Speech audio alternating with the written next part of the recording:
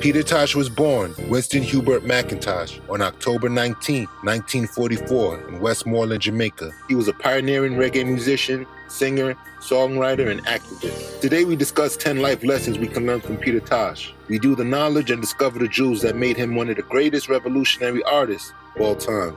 Welcome to the Life Television, where we bring you exclusive videos on movies, music, and history. Please like, subscribe, share, and comment. Thank you for watching.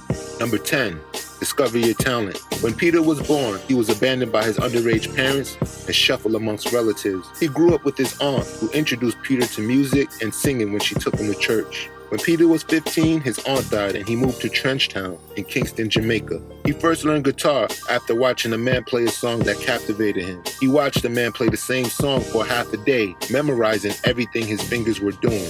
He then picked up the guitar and played the song back to the man. The man then asked Peter who taught him to play. Peter looked at the man and told him that he had. Number 9, surround yourself with the like-minded. When he moved to Trenchtown, Peter met fellow young aspiring singers, Robert Nesta Marley, who would later become Bob Marley, and Neville O'Reilly Livingston, who would later become Bunny Wailer. He then changed his name to Peter Tosh, and the trio started singing together in 1962. The group was mentored by singer Joe Higgs, who taught the trio to harmonize while developing their music. They would often play on the street corners of Trenchtown, and by 1964, formed the Wailers. Initially, Peter was the only one in the group who could play musical instruments, according to Bunny Wailer. Peter was critical to the band because he was a self-taught guitarist and keyboardist, and thus became an inspiration for the other band members to learn to play.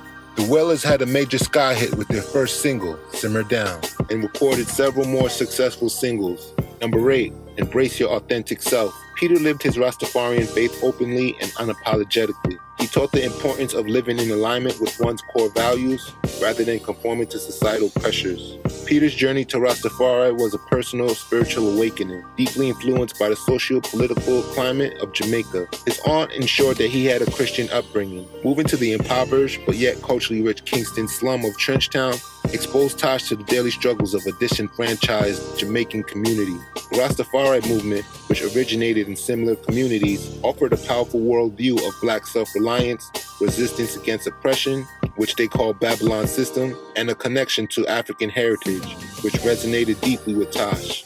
Number 7, use your voice and talents for good. Peter left the Wailers in 1974, primarily due to frustrations over unequal distribution of creative control. Tosh wanted the freedom to pursue his own musical style and themes without the constraints of a band structure or record label interference. He used his music as a powerful tool for social and political change. This highlights the importance of leveraging personal talents to make a positive impact on the world. Tosh began recording and released his solo debut, Legalize It, in 1976. He worked to promote the legalization of marijuana, equal rights, and to expand Jamaica's cultural and musical influence. Peter was no stranger to oppression in his homeland. His music served as a catalyst for a generation to fight for what they believed in. Music is for awakening. If you can get people happy, make them dance, in the circumstances of the situation you're living in, then you can awaken them, Peter Tosh said. Number 6, be resilient in the face of adversity. Peter faced poverty, police brutality, and government opposition. His resilience in continuing his fight despite these challenges is an inspiration. He was an activist who crusaded against police brutality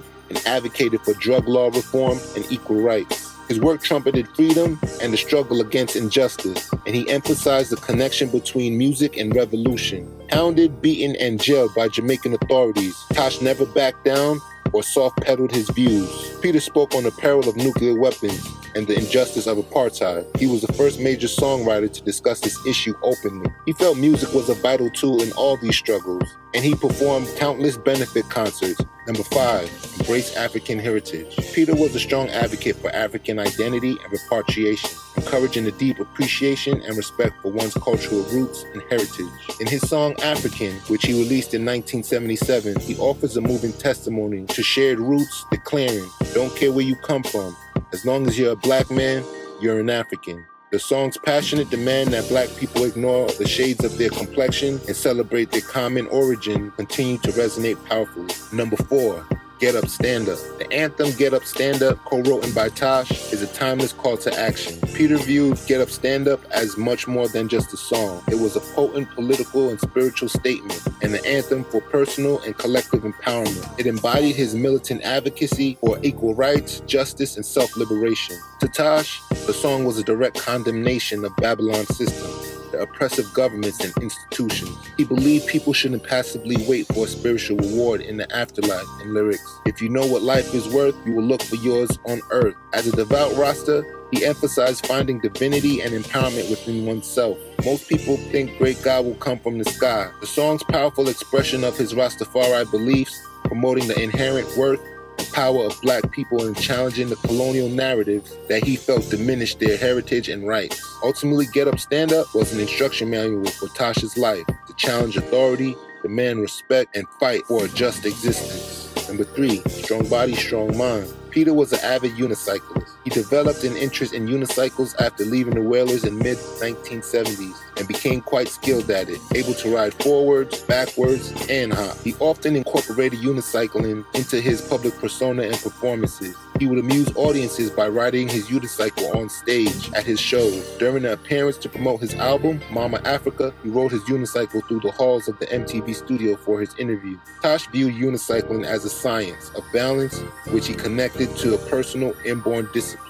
Number 2, music is not a competition. Peter strongly believed that his music is not a competition. He famously stated, music should never compete because it comes from the same divine mind. He was often asked by journalists whether he felt competitive with Bob Marley after they both launched solo careers. In response, he used the analogy of a garden. If you go inside the Garden of Eden, there are many beautiful flowers. Each of them has a different color, and each of them has a different species. But they do not compete, so music should never compete. To Tosh, music was a spiritual mission, not a contest for fame or superstar status. He emphasized that each artist has their unique work to do and style to give their message, all contributing to the same divine purpose. Number 1, be fearless in your convictions. Truth has been branded outlaw and illegal, Peter Voice declared on an audio tape found after his demise. It is dangerous to have the truth in your possession.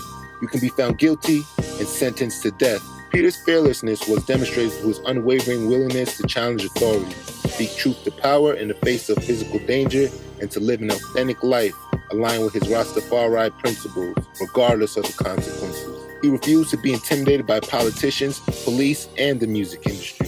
At the 1978 One Love Peace concert with Jamaica's Prime Minister Michael Manley and the opposition leader Edward Seaga sitting feet away from the stage, Tosh delivered an intense 45-minute verbal assault on the government for police brutality, poverty, and the prohibition of marijuana. This required immense bravery given the volatile political climate and the powerful individuals present. Tosh openly and frequently smoked marijuana in public as a form of protest, despite it being illegal. This led to numerous arrests and a brutal beating by the Jamaican police. He used the cover of his album Legalize It to make his stance explicit, transforming a criminal act into a defiant political statement. He used his global platform to aggressively condemn the apartheid regime in South Africa during a time when many artists were hesitant to take such a strong stance due to political and commercial pressures. His nickname was Steppin' Razor, a title derived from a Wailers song that he adopted. It reflected his sharp, dangerous, and confrontational approach to life and music. He walked the path of a musical soldier without apology. So tell me in the comments, what did you learn from Peter Tosh? Let me know how you feel about him. Thank you for watching Life Television. Please like and subscribe, share, and comment for more exclusive videos.